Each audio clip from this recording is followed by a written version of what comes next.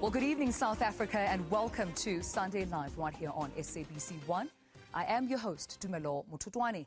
Now, the presidency last year released the National Youth Policy 2015 to 2020 with a focus on redressing the wrongs of the past and addressing the specific challenges and immediate needs of the country's youth.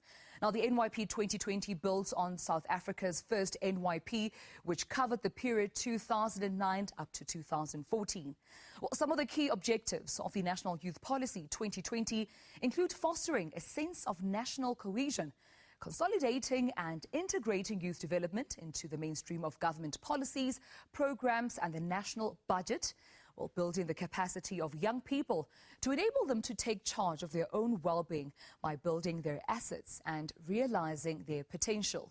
Well, in Finance Minister Pravin Gordhan's 2016 budget speech, the minister mentioned that it is rather within their plan to give hope to the youth through training and economic opportunities, as well as support inclusive growth through supporting small businesses and creating job opportunities targeting the youth.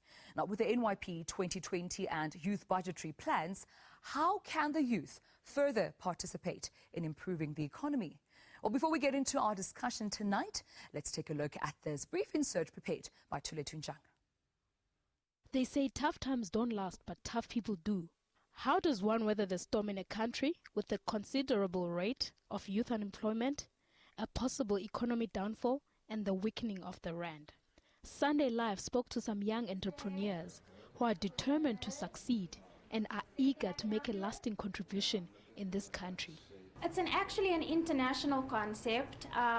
We saw the wooden eyewear in a magazine, and it was a big trend in America, and it was something that we just loved, and we knew it was something that we wanted to be a part of. This one is for frames. For frames, yeah, okay. For frames. Let's start manufacturing our own here and bring it to South Africa. From that, from the glasses, we moved on to bow ties and caps and bags, and we just love the idea of taking wood and adding a element of fashion to it. Sia has been amazing. Sia actually, I had a domestic worker, and it was her nephew. And to stay with her, and we always just thought he was an amazing person. We're like, hey, do you want to come on board and do this with us? And we trained him, we showed him how everything worked, and he's been great with it. So what he does is he basically makes all the elements, he puts it together, and brings it to the shop. It's been said this year that the country is facing challenging times. So how do these entrepreneurs cope? With the economy, it's been a bit tough. Because a lot of our lenses and our hinges we import, and because of that and the rand weakening, it's actually affected the price, because we've had to now put a markup higher, and South Africans at the moment are kind of focusing on what they can afford and what they need as opposed to what they want. So that's a bit of a struggle. It's not about making money. It's about making people smile. It's about giving them something that, the talent that you've been given that you want to share. And, people love it. People, they get so excited, and they send me pictures constantly, like on our Instagram and Facebook. They're sharing it with me. They're sharing it with the rest of South Africa. The rest of the world is starting to hear about it. It's amazing. I'm getting a lot of interest internationally as well for our products that side. So, no, it's definitely, it's been a blessing. Another caterer, Zake, who's passionate about African food, she works with her 23-year-old son, whose canteen on wheels has become popular at office parks. A family that works together stays together. For now, I've just started this African cuisine on wheels. So I supply different places, offices, they call me, they place orders, and then I deliver, just around where I'm staying for now. As a young South African, what is your contribution to the betterment of the country? Alrighty then, that's where you come in there. That's the poll question we're asking you this very evening. Do you think the youth of South Africa have the ability to improve the economy and contribute and be participants of South Africa's economy? Well, you can SMS yes or no to the number 34065 or call us live in studio on 011 714 8080. Don't forget to also engage with us on social media. On Facebook, we are Sunday Live on SABC1. You can tweet at Sunday Live SABC1 or tweet me at _Mututwane and hashtag Sunday Live SA. Well, in studio with us is the Deputy Minister within the Presidency, Buti Manamela, here to join us, of course. And we're joined by Financial Advisor, Khabatabane. And we'll also have a young entrepreneur, Neftali Malachi, the Chief Executive Officer, Southern Africa Youth Project, joining us a little bit later on, right here on Sunday Live, of course, to take this conversation even further. Gentlemen, welcome. Thank you for your time. Thank you. Let's start with yourself, Deputy Minister. Well, we heard Minister Gordon talk about, plans to include the youth through training and, giving economic opportunities for them. That is, of course, through, creating employment. However, how do you think this will happen, especially with the economy not so conducive right now, especially because this trial has been tested before by government? How different will it be this year? Look, I mean, firstly, agencies which have been put into place. One of the major or big agencies that has been put into place for years now has been the National Youth Development Agency, which has been disbursing grants to youth entrepreneurs to date for the last 3 years. For instance, more than 4,000 young entrepreneurs have benefited from NYDA grants, from anything between 10,000 and 100,000. But beyond that, there's an NYDA, CIFA and IDC fund to the tune of 2.9 billion rand, whose intention is to support youth entrepreneurship. Now, the idea is, because I think this is where the big problem is, a lot of young South Africans, are not keen to start their own businesses. Right. And I think that's where, we are one of the lowest levels compared to, economies of our nature, which have, young people having the appetite to start their business. And it's because of a whole range of reasons. The fear of many young people have fallen into debt, and that's why the NYDA is now a grant and it's not a loan. But also skills, and I think and that's why one of the things that the National Youth Policy 2020 calls for is the introduction of entrepreneurial education and skills at a primary and secondary schools level, so that you get young people excited, by starting their own small businesses. Yeah. But I think the other thing is that, we are made to believe that getting into business means getting rich quick. And I think that myth has got to be, dealt with, and that's why one of the biggest investment of the NYD and all these other government agencies is on mentorship to support young people to become, entrepreneurs. And I mean, the idea is to get young people to be creators of jobs instead of seekers of jobs. Right. We know of the challenges. Firstly, the NYD is underfunded. It is one of the biggest fight that we, are into, together with youth organizations. But secondly, there are a lot of red tapes, which, young people get sometimes being pushed from pillar to post. Right. They, give up from their, about their ideas and all of that. So those are some of the things which, we believe we need to deal with in order to make it easier for young people to get into All right, Khawa, let's talk about, the economy for a moment. I mean, I think we need to understand, how the economy stands as South Africans. We need to understand from you, do you think the economy at this point in time is conducive in absorbing new employees within, the job market? Is South Africa able to sort of live up to the expectations that the youth has on them to create jobs? So I think we have spent a lot of time glorifying the problem or admiring unfavorable economic conditions. They are there everywhere, and South Africa is not an exception. And if the youth in China and in Brazil and like countries can still find a way of contributing to the economy despite the difficult economic situations, the youth in South Africa can do same. So I do not buy the argument that the economy is in a tailspin and as a result we can't do anything. The youth have to be entrepreneurial. those who have not chosen their path to be entrepreneurs, those must hone into their skills and competencies so that they can make a difference in the economy. And which skills are we talking about? We're talking about economy-relevant skills. One of the greatest challenges that we have today in our country is that young people would go to various institutions of higher learning or FET colleges and so on, and focus on things that makes it difficult for them to get absorbed into the job market. Right. There is never lack of opportunity, however difficult the situation. In actual fact, young people and our country at large need to make good of a good crisis. We must never underutilize a good crisis, because it is in crisis that there's opportunity. All righty, then let's hold our conversation right there. We are asking you the question, do you think young South Africans have what it takes to contribute, of course, to the economy? You can SMS yes or no to the number 34065. Call me live in studio on 011-714-8080. You're watching Sunday Live. We'll be right back.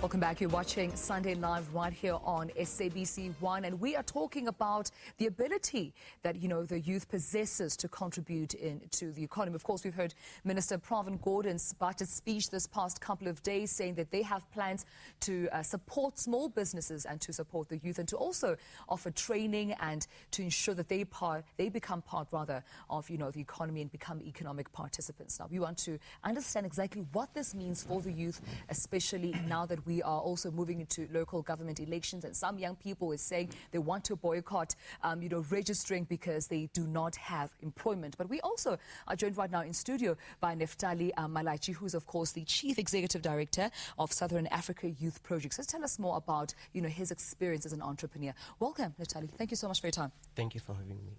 Now, what challenges did you face, starting your business, and how did you overcome them? Because I think, we're in an era whereby young people are encouraged to sort of hone their entrepreneurial skin. But some say that not everyone is made to be an entrepreneur. So how did you actually experience your challenges and gradually overcome them? I've actually run my organization for a period of 6 years without any funding from anyone. And I found myself having to use whatever that I've saved in order for my business to survive. I remember I worked through another organization in the community. And then what happened is that from the savings that I had, I've managed to contribute towards my business. And if I may just estimate, it was 3,000 rands that I used to earn per month. And every month I would spend 2,000 towards my organization and 1,000 towards myself. So through that, it has been so difficult, having to run the organization with such a low amount. I remember I used to have other people that I used to work with. Right. And all of a sudden, all those people have left me. And I found myself, having to work alone.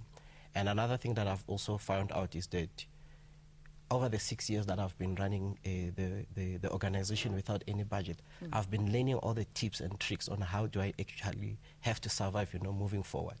Right, alrighty then. Well, let's engage our audience members. I understand some comprise of the Wits Debating Union. Welcome to the show. Thank you so much for joining us. Now, what is your stance on youth economic, emancipation, where we stand right now as a country? Also, putting into consideration what Finance Minister Pravin Gordhan had to present for the youth during his budget speech.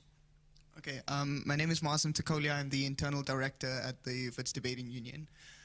The first thing that we need to understand, and the gentleman rightly pointed out, is that there may be excuses used like, the economy is bad, the youth aren't involved because of those types of things.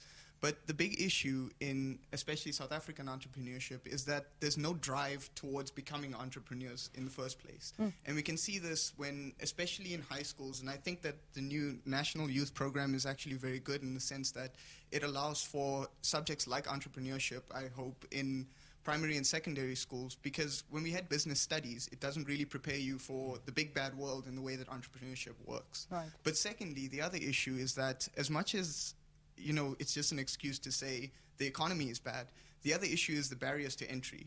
So competing, especially in highly populated cities with, say, the textile industry when we have a lot of foreign products coming in, especially from Chinese shores, it makes it very difficult for people to sort of look into these areas, into your sort of traditional entrepreneurship areas, such as textiles, electronics, etc. Thank you so much for your point. Is there an entrepreneur perhaps in the audience who would like to comment, perhaps challenges you're facing, anything at all? Any entrepreneur in the audience?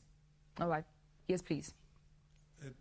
Thanks. I'm not an entrepreneur, but I'm from the youth organization. Right. One of the points that I wanted to raise, perhaps the Deputy Minister can answer, relates to that it looks like some of the, not all government departments or agencies are able to stick within the payment within time, especially for small businesses within the prescribed 30 days. And it destroys a lot of businesses because they don't have cash flow on those bases, and even banks can have limits to how much they can extend overdrafts and all that. So it's important that they look into that aspect of paying within the prescribed time. Thank you so much for that point. What do you have to say? That's a good point. I mean, part of our monitoring and evaluation function is to assess government departments paying on time within the 30-day period. In fact, the President has instructed us to establish a unit within the department, DPME, that will follow up on people's queries. And already we've made some progress. And we hope that people will contact us who still have outstanding payments from government. It's a lot of frustration. It has led to a lot of businesses going down under, a lot of employment, jobs being lost. And that's one of the critical things that we're dealing with. But I think generally we must emphasize that it is not only government that is going to, create jobs or, encourage young people to be entrepreneurs. I think the private sector have got a very, very critical role to play, particularly in terms of mentorship, in terms of, market access, in terms of, the basic skills of, that. But I think also the point being that we need to now get into manufacturing. Right. I get the point that this Vice Student Union is raising, that we're competing with China and all these other economies. But I think we've got to find our own niche and say this is what we are, creating. The Black Industrialist Program is exactly for that, to support young entrepreneurs who have been marginalized in the past, but we want to get into manufacturing. All righty then. Well, that's our topic tonight. What do you think? Do South Africans, particularly the youth, have what it takes to participate within the economy? Share your points with us right here on Sunday Live. We'll take a short break, but when we come back, we'll be getting final and parting shots from our guests. We'll be right back.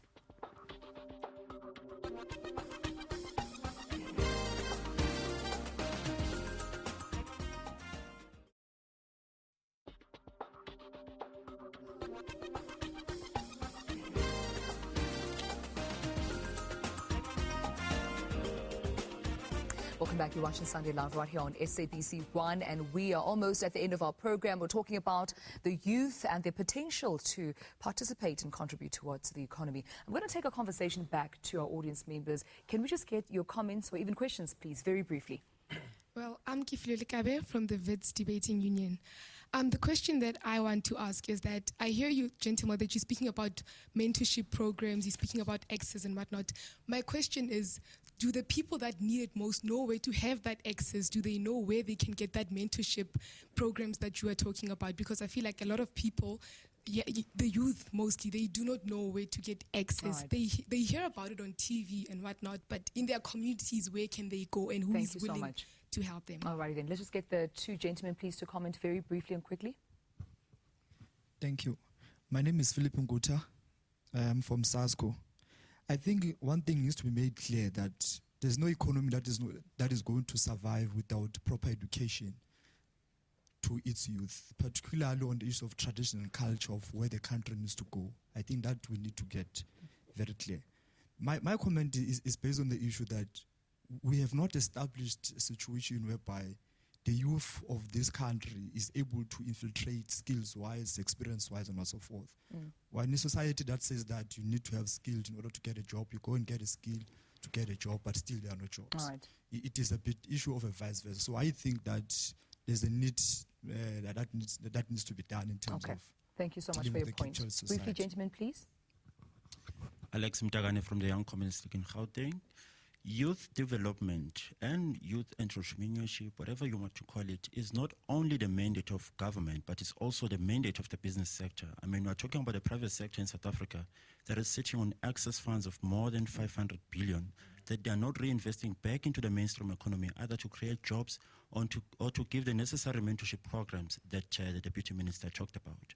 But on the side of government, there are institutions and agencies that are meant for youth development, such as facilities, that are not easily accessible to young people, especially from far-flung areas, such as rural areas, etc. They are located in your hotels of this world, where a young person has got to take more than 1 or 2 taxis to get to the place. And lastly, Minister, I tried to make a phone call to a cooperative development agency. I was on the line for more than 30 minutes before somebody responded to me. As a matter of fact, I had to drop the call because no one was easily available. All right, I think you need to take that conversation as well with the Deputy Minister. Unfortunately, running out of time. But let's just take a look at the poll results right now. We asked you, do you think the youth has what it takes, of course, to contribute towards the economy? 80% of our voters said no, they actually don't. And 20% said yes. Very pessimistic outcomes there. How about your parting shots, please, briefly? The youth must not self-hate. They must believe that they can do it. The minister's budget speech was on point within a developmental context. What remains is for government and all its departments to walk the talk. The National Youth Enterprise, for example, which has been mooted for years, is one such example that government can latch on in partnership with the private sector to make sure that they operationalize not only the National Youth Policy. Thank you so much. All right, unfortunately out of time. Neftali, your parting shots, please, quickly. I think in my view is that the government is not to blame on this whole situation. Young people need to stand up and do something for themselves. And all they need to do is to get people that are sitting out there to mentor them. Thank you so much. Deputy Minister, parting shots? Just a quick one. I mean, our role is to give young people a hand up and not a handout. And I think it's quite scary that 80% says they are not able to contribute. But I think the one parting shot is uzwethola kanjani mohlele connect. All righty then. Well, thank you so much, gentlemen, for your time. Unfortunately, that's all the time we have for you. Thank you so much to our audience members for joining us, and thanks to you at home for joining this conversation. I do hope that most of you are part of, the 9 million youth that the IEC, of course, was targeting to register to vote in the next upcoming local government elections. Boycotting, the elections is not a good idea, especially if you want to have your voice heard. So I hope that you will be a part of those registering to vote and voting in the next upcoming local government elections. For myself, Dumelo Mututwane, I'll see you again next week, Sunday. Until then, it's a goodbye.